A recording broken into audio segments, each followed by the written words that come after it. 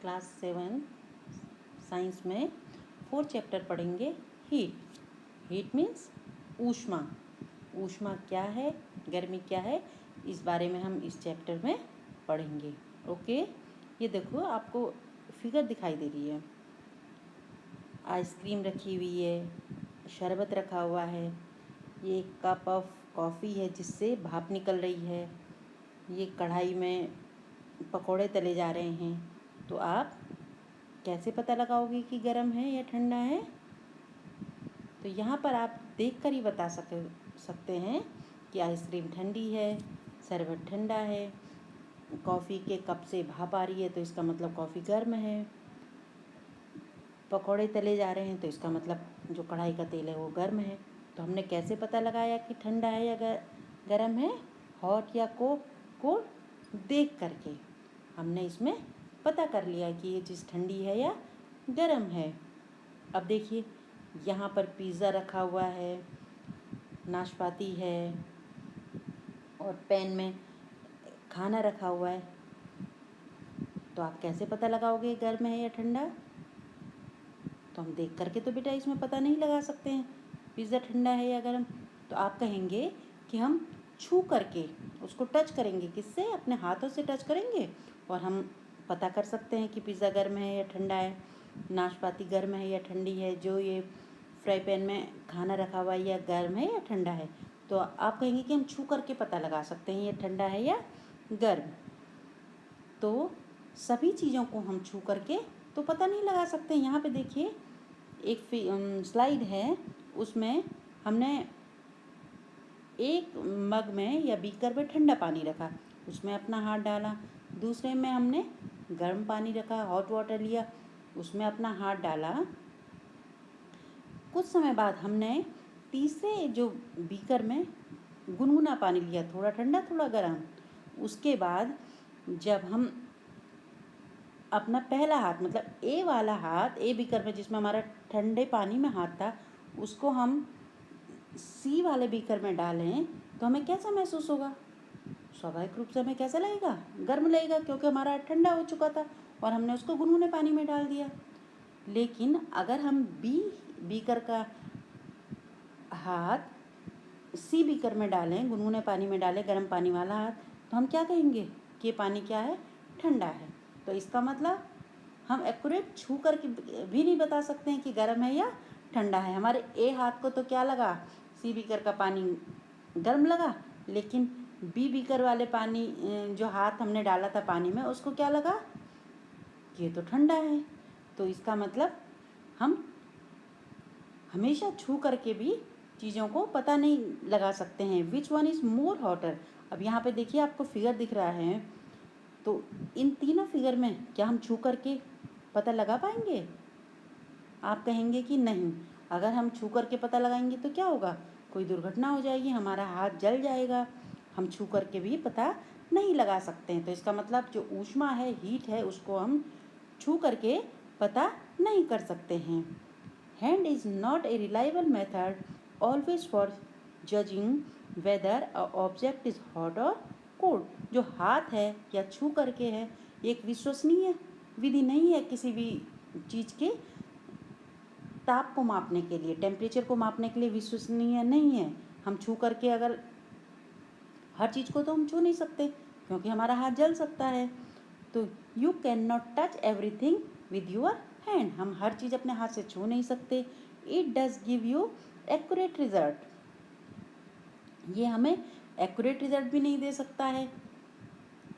And mislead you also sometime. कभी कभी हम इसमें मिसलीड हो सकते हैं, मिसगाइड हो सकते हैं कि कौन चीज़ गर्म है, कौन चीज़ ठंडी है। जैसे कि आपने स्लाइड वो 3 बीकर वाले स्लाइड में देखा, एक हाथ को तो पानी गर्म लग रहा है, एक हाथ को पानी ठंडा लग रहा है।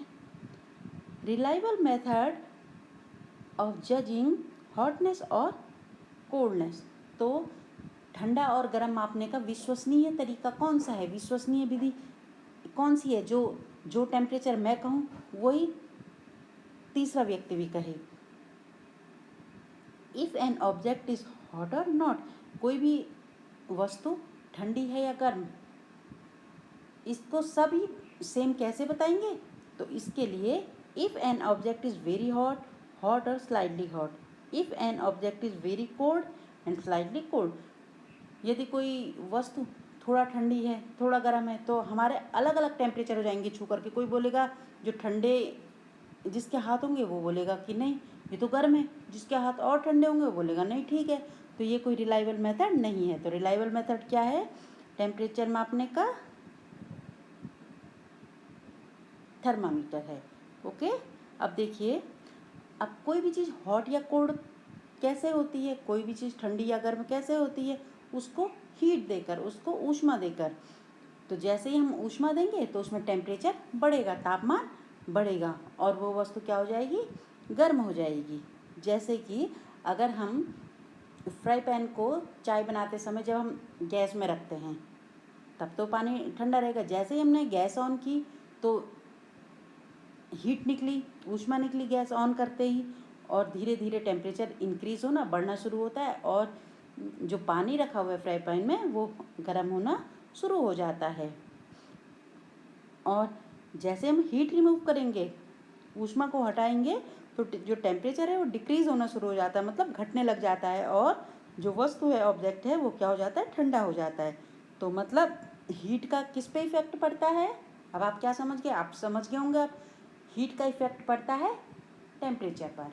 मतलब ऊष्मा बढ़ने के साथ साथ तापमान बढ़ता है और ऊष्मा घटने के साथ साथ तापमान घटता है. कोई भी चीज़ ठंडी और गर्म हमको कब लगती है?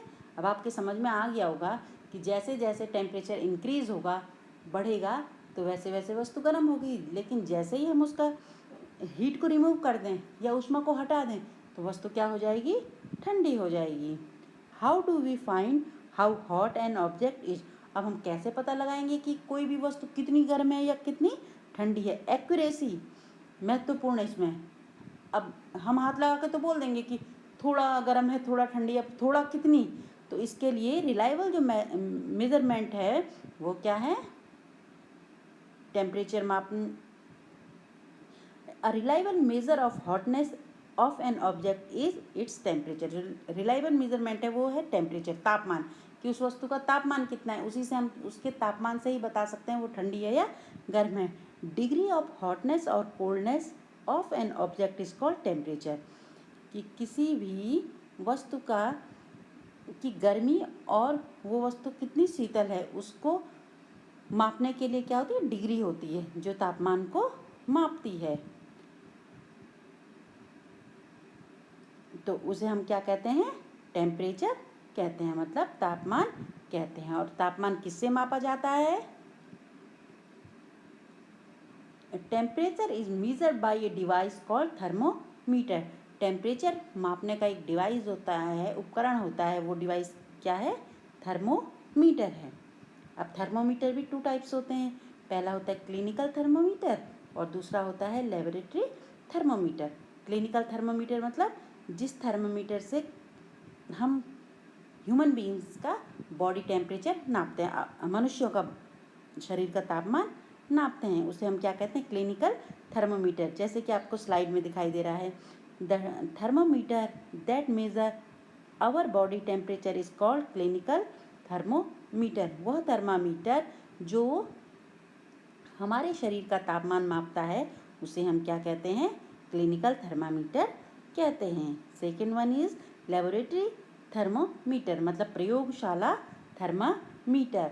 Thermometer use to measure the temperature of other common object in laboratory. अब हम प्रयोगशाला में हैं, वहाँ हमें अपने किसी सॉल्यूशन का टेम्परेचर मापना है तो हम उसमें किसका उपयोग करेंगे? लेबोरेटरी थर्मोमीटर का उपयोग करेंगे. ओके. अब हम क्लिनिकल थर्मोमीटर के बारे में पढ़ते हैं. उसके कितने पार्ट होते हैं ये देखिए, आपको फिगर में दिखाई दे रहा है. ये क्या है? एक ग्लास ट्यूब है. ग्लास ट्यूब के अंदर इस थर्मामीटर को देखिए. इसमें जो आगे का पोर्शन है जो चमकदार है उसे हम बल्ब कहते हैं. जो जिसमें क्या होती है? जो मरकरी भरी होती है उस बल्ब के अंदर. मरकरी मतलब पारा. ओके. और यहाँ पे एक आपको बैंड सा दिखाई दे रहा है जिसे हम क्या कहते हैं? किंक कहते हैं. अब आगे आपको बताऊंगी कि किंक का क्या उपयोग होता है थर्मामीटर में, वो बैंड क्यों होता है थर्मामीटर में. और इसमें स्केल्स लिखे हुए हैं. जो कि 35 से लेकर 42 डिग्री सेल्सियस तक दिखा रहे हैं आपको। आप देख रहे होंगे इस चित्र में 35 डिग्री सेल्सियस से लेकर और 42 डिग्री सेल्सियस तक आपको दिख रहा है। ये क्या है? क्लिनिकल थर्मोमीटर है। किसी किसी थर्मोमीटर में ऊपर के साइड भी मेज़रमेंट होता है, नीचे के साइड भी मेज़रमेंट होता है। तो ऊपर के साइड मेज़रमेंट है वो क्या है? सेल्सियस स्केल है, जो कि 35 डिग्री से लेकर 42 डिग्री तक है। और जो नीचे के साइड आपको दिखाई दे रहा है स्केल, वो क्या है? फ़ारेनहाइट है, जो कि 94 से 108 डिग्री फ़ारेनहाइट पर इंगित है। How thermometer works. अब हम जानें कि ये थर्मामीटर काम कैसे करता है। आपने देखा होगा, आप डॉक्टर के पास गए होंगे तो आपने देखा होगा डॉक्टर ने एक बॉटल में थर्मामीटर डिप किया रहता है। तो ये थर्मामीटर काम कैसे करता है, इसके बारे में हम जानें। अब देखिए बच्चों, 35 से लेकर 36 तक आप इसको गिनिए तो कितने पोर्शन हैं इसके? 1 2 3 4 5 6 7 8 9 10। तो 35 डिग्री सेल्सियस से लेकर 36 डिग्री सेल्सियस तक कितने भागों में बांटा गया है इसको? 10 भागों में। तो प्रत्येक डिवीज़न का जो तापमान है वो कितना है? 0.1 डिग्री सेल्सियस है। ठीक है। हमने अब कैसे ये काम करता है? हमने अपना शरीर का तापमान मापना है, अपने बॉडी टेम्परेचर मापना है, तो हम थर्मामीटर के जो बल्ब को है अपने बॉडी से टच करेंगे, अपने जीभ के नीचे रखेंगे, तो जो हमारे शरीर की ऊष्मा है, गर्मी है, हीट फ्रॉम आवर बॉडी कहाँ चली जाएगी?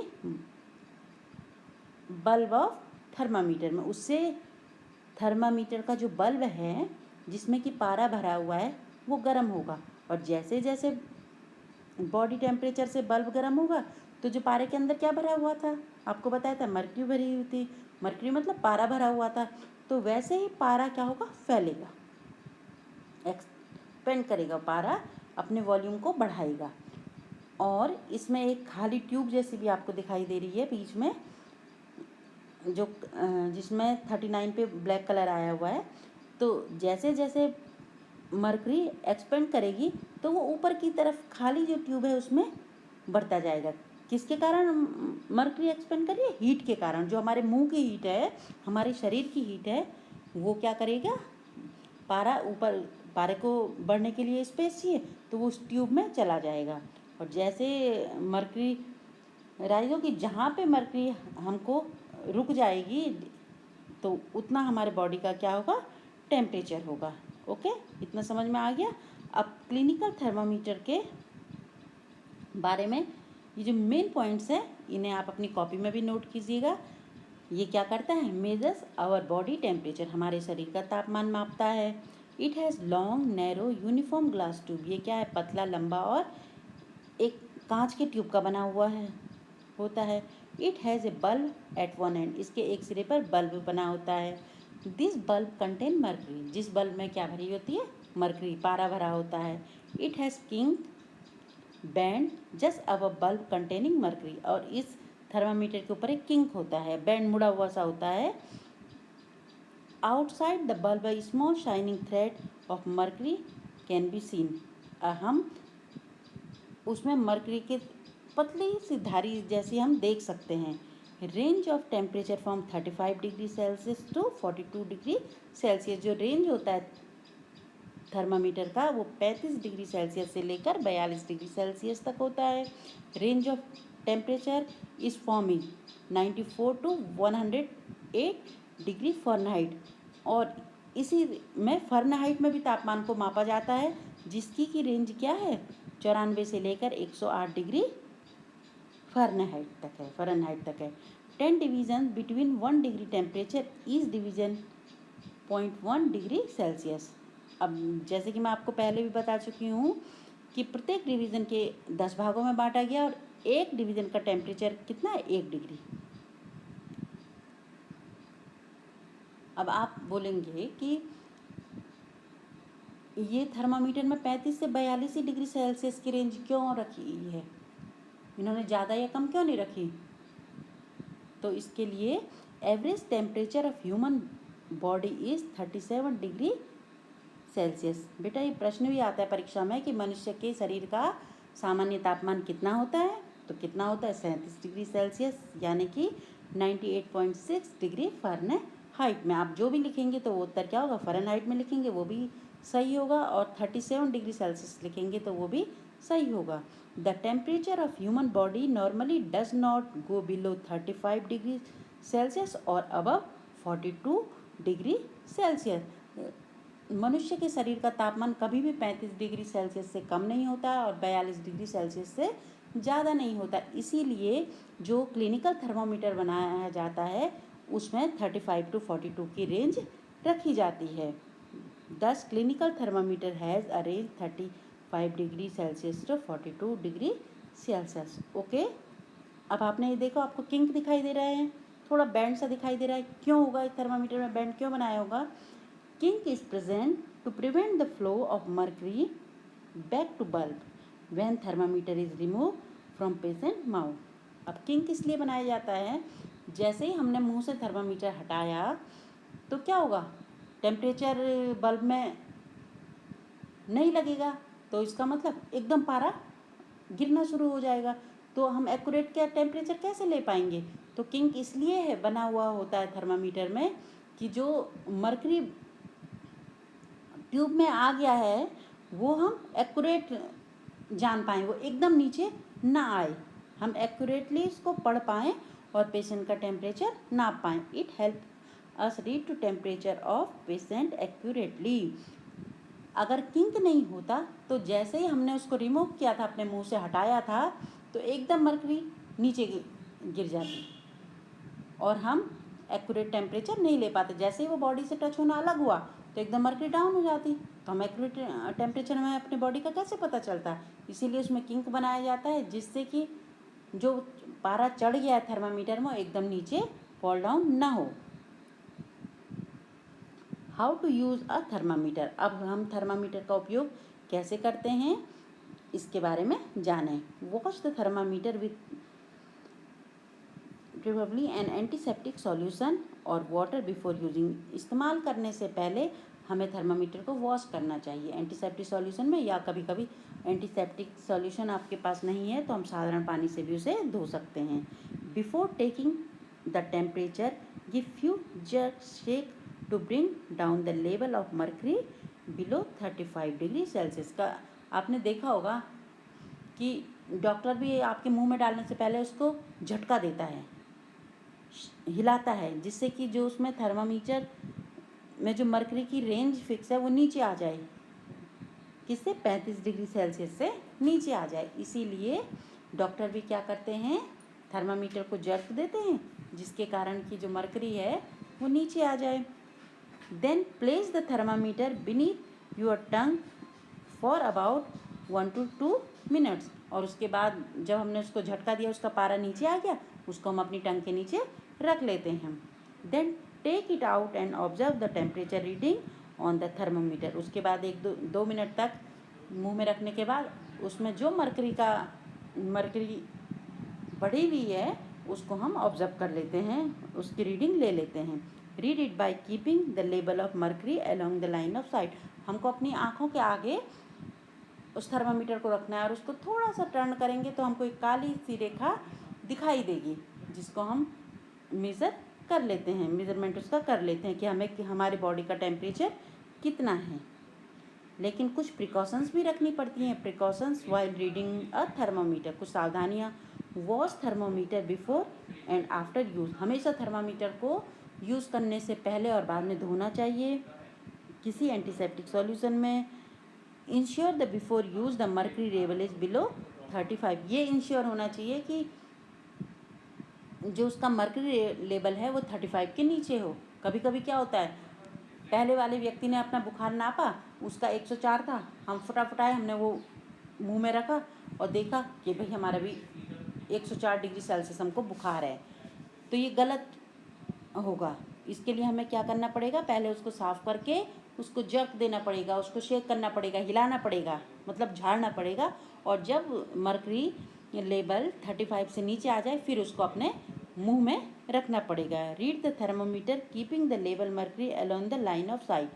और हमको उसकी रीडिंग देखने के लिए अपनी दृष्टि के आगे रख के थर्मामीटर को हम उसके मर्करी लेवल को पढ़ सकते हैं। Handle the care with thermometer. Thermometer को आसानी से सावधानीपूर्वक हैंडल करना चाहिए। If it hit against some hard object it can break. अगर किसी हार्ड ऑब्जेक्ट में टकरा गया वो तो वो टूट जाएगा। और कभी भी थर्मामीटर के बल्ब को नहीं पकड़ना चाहिए, क्योंकि जैसे ही बल्ब पकड़ेंगे तो रीडिंग में क्या आ जाएगा, अंतर आ जाएगा, जो एक्यूरेट रीडिंग नहीं देगा। अब क्या नहीं करें? The clinical thermometer is design the measure of temperature of human body only. जो क्लिनिकल थर्मामीटर बनाया गया है वो केवल ह्यूमन बॉडी के या मनुष्य के शरीर के तापमान के लिए ही बनाया गया है, जो उसमें उतनी रेंज रखी गई है। कभी भी किसी और ऑब्जेक्ट से उसका टेम्परेचर न नापें। और ऑब्जेक्ट का मतलब don't use a clinical thermometer of measuring the temperature of any object other than the human body, क्योंकि ह्यूमन बॉडी की रेंज 35 टू 42 डिग्री सेल्सियस होती है। अब अगर आप कभी चाय पी रहे हो, आपके मन में आए चाय का टेम्परेचर कितना है, तो चाय का टेम्परेचर तो ज़्यादा होगा ना, क्योंकि बॉइलिंग वाटर का टेम्परेचर कितना होता है, 100 डिग्री सेल्सियस। अब अगर हमने उस क्लिनिकल थर्मामीटर को चाय के कप में डिप कर दिया उसके बल्ब को, तो क्या होगा, एकदम जो पारा है वो इंक्रीज़ करेगा, लेकिन उस पारे को इंक्रीज़ करने के लिए तो जगह ही नहीं है 42 डिग्री सेल्सियस के बाहर। जबकि पानी का टेम्परेचर या बॉइलिंग वाटर का टेम्परेचर कितना होता है, 100 डिग्री सेल्सियस। तो अगर उसको स्पेस नहीं मिलेगा तो थर्मामीटर क्या हो जाएगा, टूट जाएगा। A lot of heat transfer to thermometer bulb, mercury will be rise, but there is not enough space for mercury to rise, break the thermometer। और इसे जब पारे को स्पेस ही नहीं मिलेगा, जगह नहीं मिलेगी आगे जाने के लिए, क्योंकि चाय के या दूध का तापमान कितना है, बॉयल वाटर है वो भी, तो उसका 100 डिग्री या थोड़ा उससे कम होगा, तो थर्मामीटर क्या हो जाएगा, टूट जाएगा। क्योंकि थर्मामीटर की रेंज कितनी है क्लिनिकल थर्मामीटर की, 35 to 42 degree Celsius. Also avoid keeping the thermometer in a sun और नियर अ फ्लेम। कभी भी थर्मामीटर को धूप में न रखें और फ्लेम के सामने, आग के सामने न रखें, जिससे कि उसके टूटने का भय रहेगा। तो ओके बच्चों, आज हमने इस हीट चैप्टर 4 का आधा पार्ट पढ़ लिया है। आपको रिमेनिंग जो पार्ट है, जो उसका शेष भाग है, वो अगली स्लाइड में, अगले वीडियो में पढ़ाऊँगी। Okay, bye.